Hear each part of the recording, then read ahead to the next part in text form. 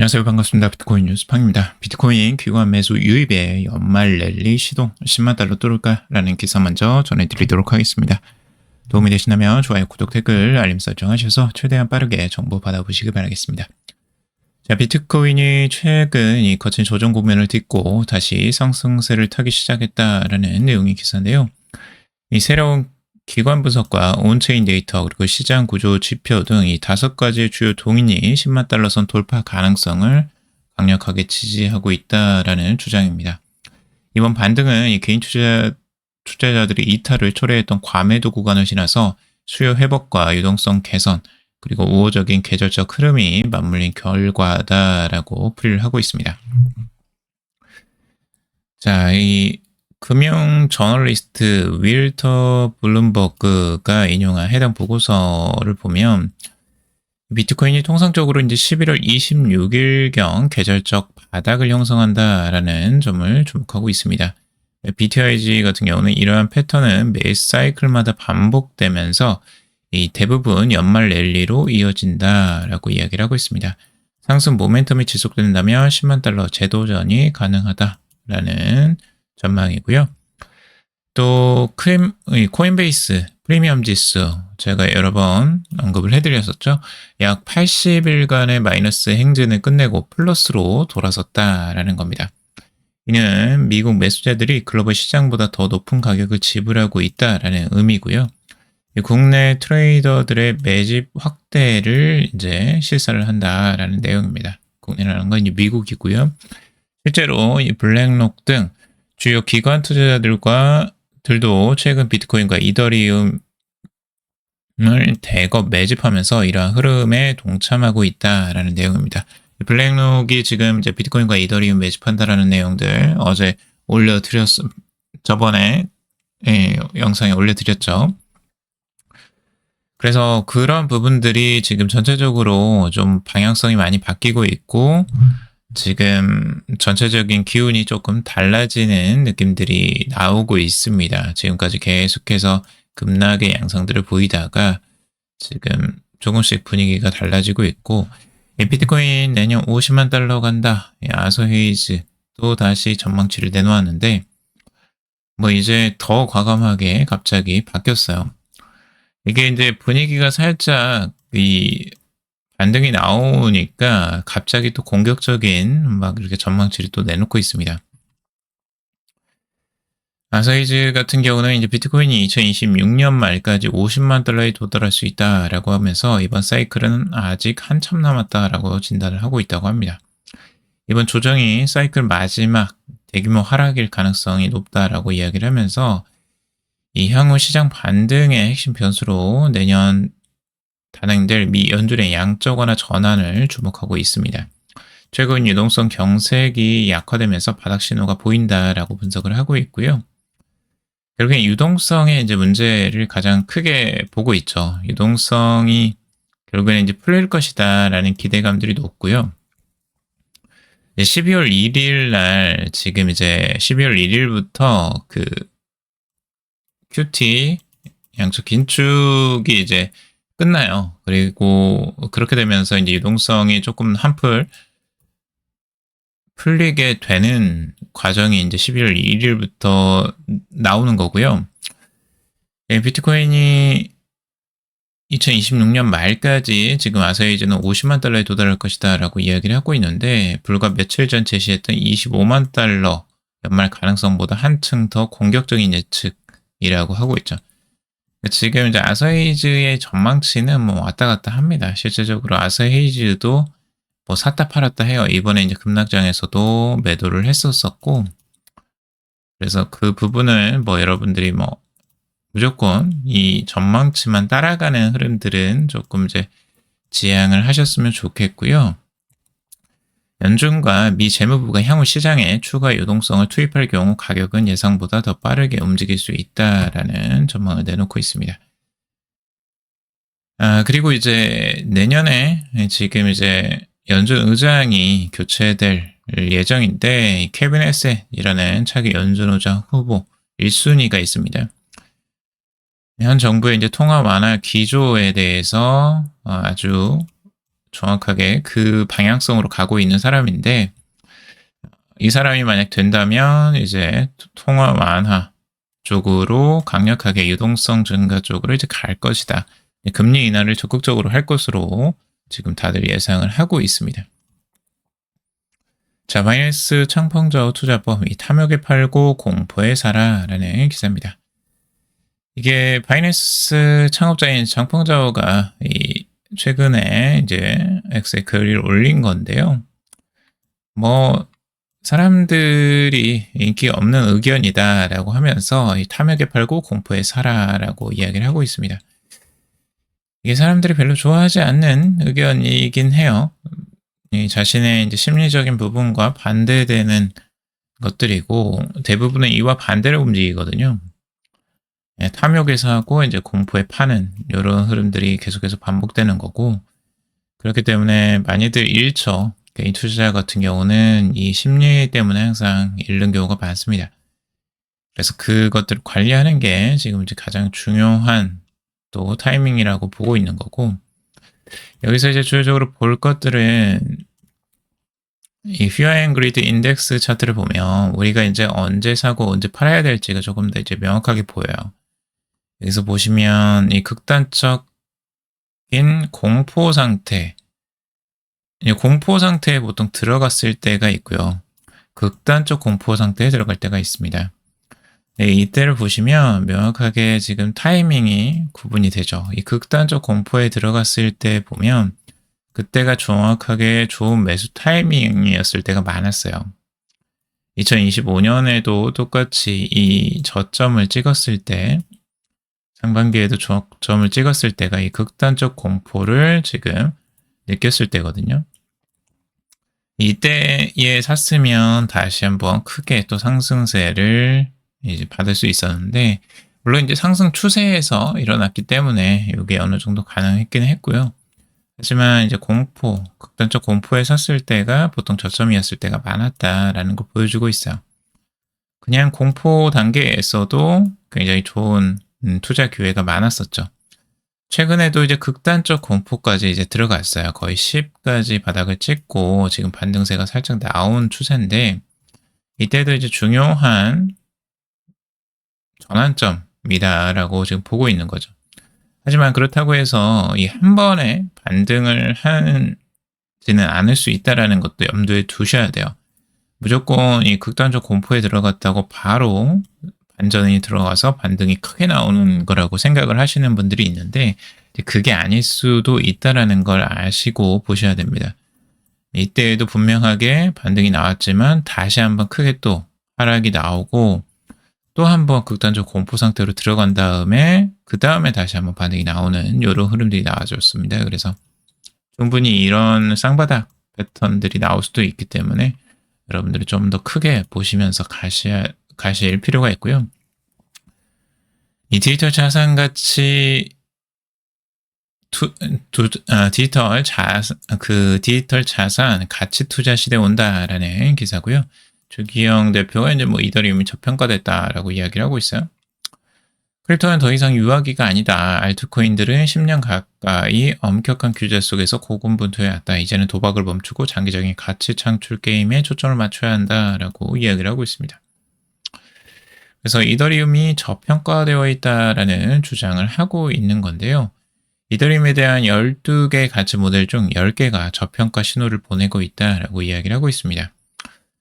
주기영 대표와 비슷하게 이 김서준 해시드 대표도 이더리움이 저평가되어 있다라는 주장을 똑같이 내놓고 있다고 합니다.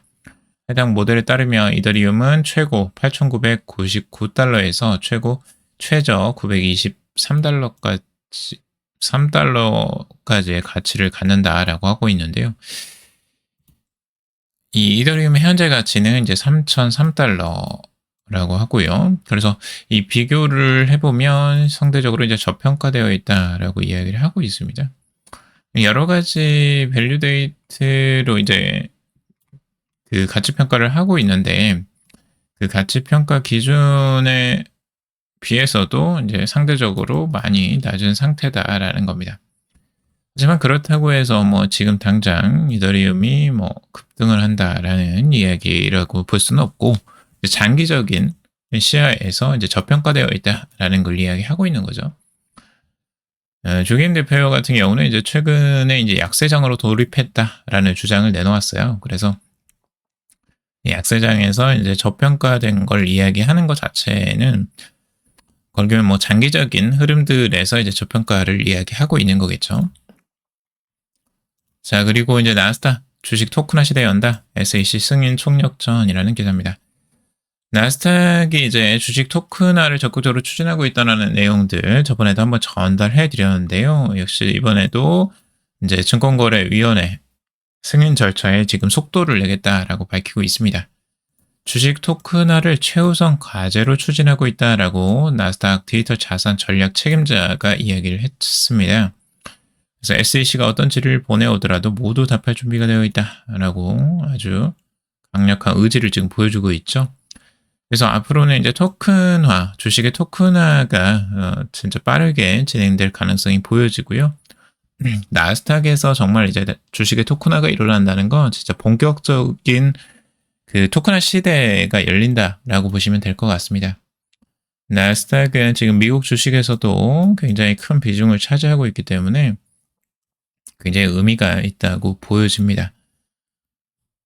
그리고 이제 갤럭시 디지털은 지난 7월 이 솔라나 네트워크에서 나스닥 상장사 최초로 주식 토큰화를 진행을 한다라고 밝히기도 했었고, 로빈후드도 토큰화가 결국 금융 시스템 전체를 잠식할 것이다 라고 전망을 한 바도 있습니다.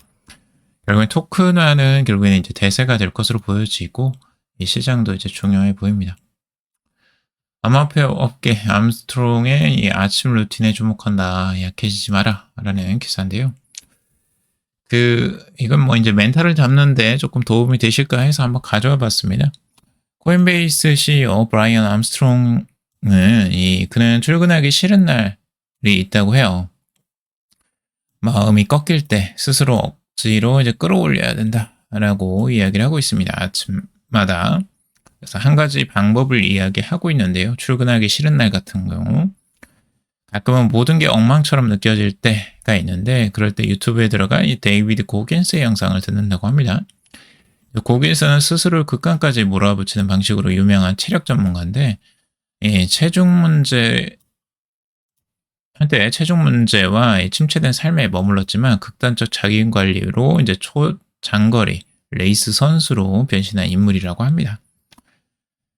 고긴스의 영상은 이제 그만 징징거리고 그냥 움직여라 라고 직설적으로 말해준다라고 해요. 그래서 아침에 마음가짐을 다잡는데 가장 효과적이다라고 하고 있습니다. 결국 이제 스트레스가 누적되고 의욕을 많이 잃었을 때 가장 중요한 건 이 운동, 야외 활동, 가족 간의 시간 같은 기본기가 오히려 가장 빠르게 회복을 돕는다라고 이야기를 하고 있습니다. 그래서 여러분들도 이제 스트레스로 많이 힘들어 하시고, 뭐 이렇게 암호화폐도 막 가격이 떨어지고, 이런 때 이제 뭐 침체될 수가 있잖아요. 그럴 때마다 이제 몸을 좀 움직이시고, 야외 활동도 많이 하시고, 좀 이렇게 이제 멘탈 관리를 그렇게 하시면서 다시 한번 또 기분을 업시켜서 좀 좋은 기분으로 아침을 시작하시면 도움이 많이 되실 것 같습니다. 자, 그리고 비트코인 현물 ETF 7천만 달러 들어왔다. 유출 드디어 멈췄다라는 기사입니다. 자, 비트코인 현물 ETF에도 이제 자금이 드디어 순유입으로 돌아서기 시작했습니다. 11월 마지막 주에 7,005만 달러의 순유입을 기록했다라고 하고 있습니다. 10월 마지막 주 처음으로 순유입을 기록을 한 건데요. 지금까지 계속 마이너스였다가 지금 이제 플러스로 돌아서는 흐름들이 나온 겁니다. 그런데 이거 이제 조금 이제 특이한 게 블랙록의 ETF가 아니라 피델리티의 ETF가 순이익을 기록하면서 이게 이제 나온 거예요. 대부분은 이제 지금까지는 블랙록의 ETF가 선도적으로 많이 이끌었었는데 이번에는 피델리티 ETF에서 지금 2억 3,044만 달러 순이익이 기록되면서 이번에 비트코인 ETF 순이익을 기록하게 만들었다고 합니다. 그리고 이더리움 ETF에도 현재 3주 연속 순유출에서 지금 벗어나서 순유입을 3억 1,262만 달러 순유입이 기록되었다 라고 하고 있습니다.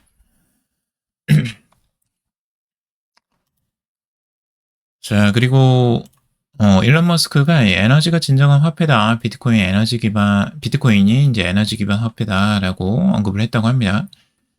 테슬라 CEO인 이제 일론 머스크는 그동안 이제 비트코인에 대해서 계속해서 침묵하고 있었어요. 근데 이번에 한번 비트코인에 대해서 언급을 한 건데요. 기본적으로 이제 비트코인은 물리학에 기반한 화폐다라고 이야기를 하고 있습니다.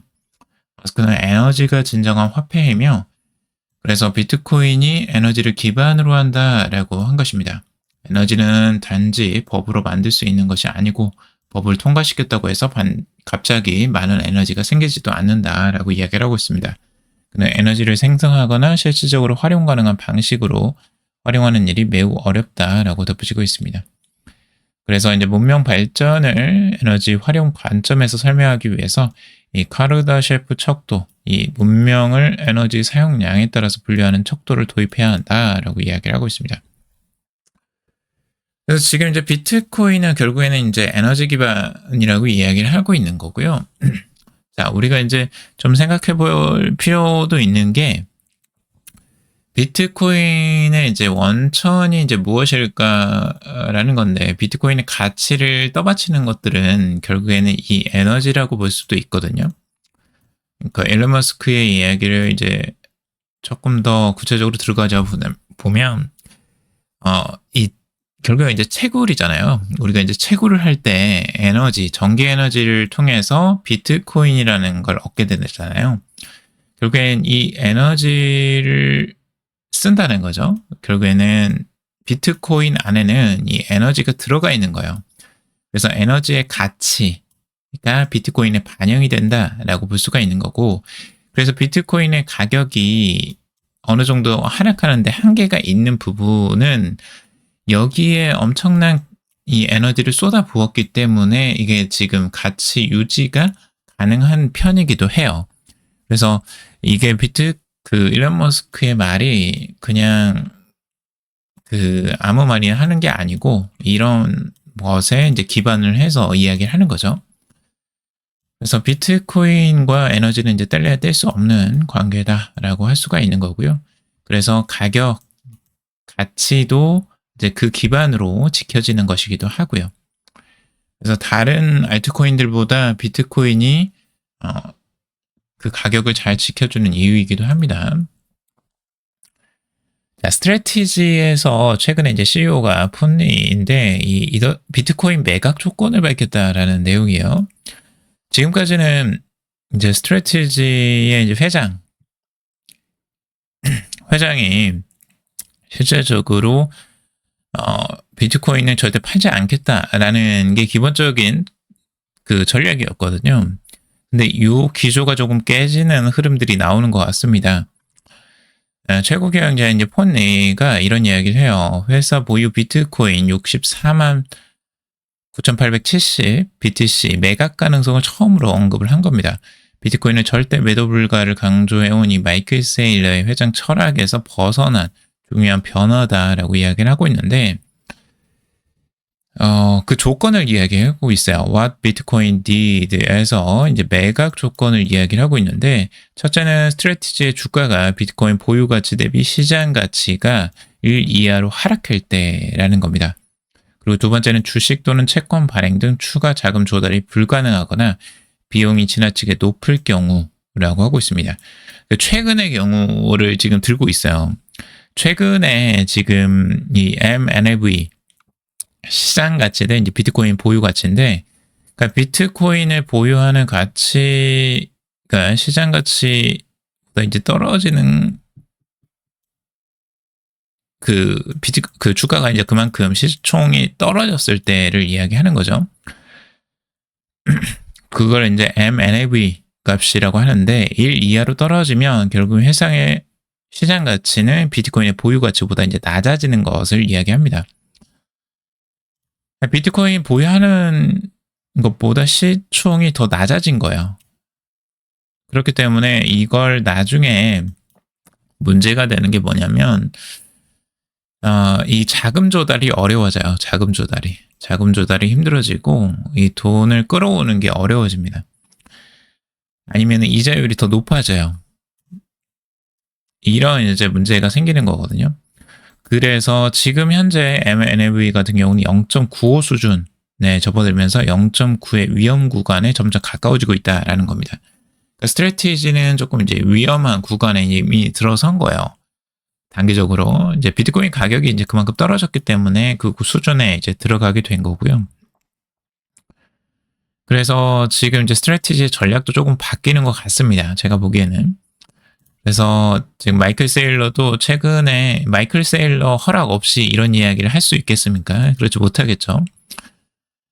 그래서 지금 기조가 바뀌고 있다라는 게 지금 나오고 있는데 이 마이클 세일러도 입장이 살짝 바뀌면서 이제 주황색 점만 계속해서 찍었는데 초록색 점 추가 가능성을 지금 언급하고 있어요.